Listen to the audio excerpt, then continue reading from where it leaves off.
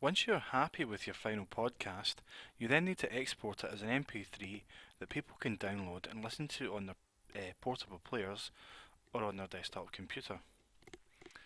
With Audacity, as covered in the installation guide, to export MP3s you will need to install the lame MP3.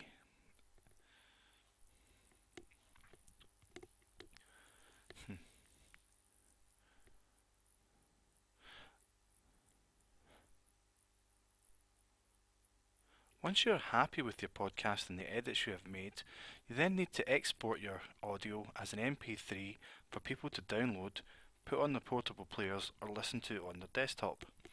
With Audacity, as covered in the installation guide, you will need to also install the lame MP3 encoder. If you've done this correctly, you will then be able to export as an MP3. So to export, choose File, Export, give your file a name,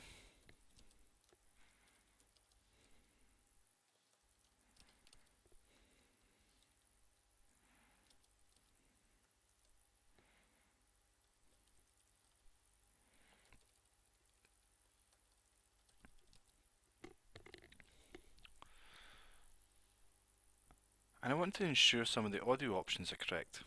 So if I click Options, I will be given these settings to change the bitrate.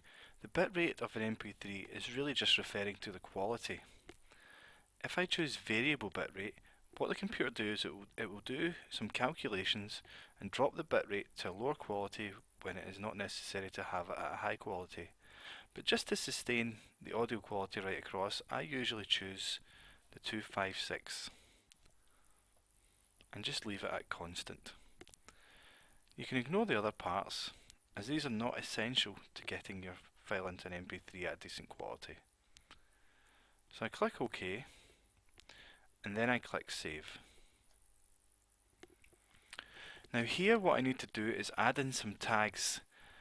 This means that when someone launches it on their MP3 player or on an audio player on their computer, it will tell them who the artist is, where the podcast came from, and what it's about.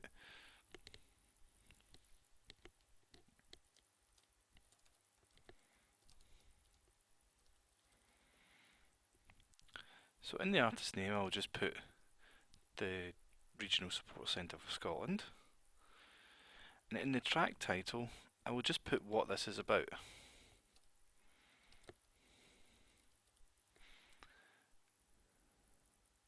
In the album title, as this is part of our Technology Week, I'll put that as the album.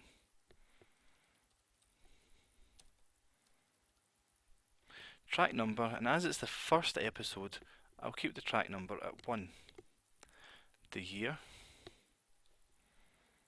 and in genre, I would just type podcast.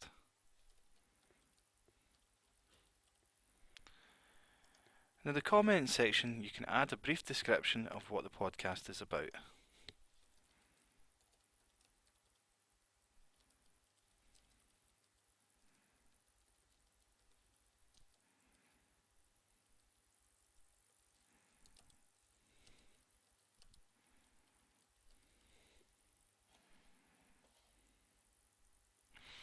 Once I'm happy with that data that I've put in, I just click OK. Audacity will now save it. If you have a longer audio recording, that saving process would have taken longer. And I now have my MP3.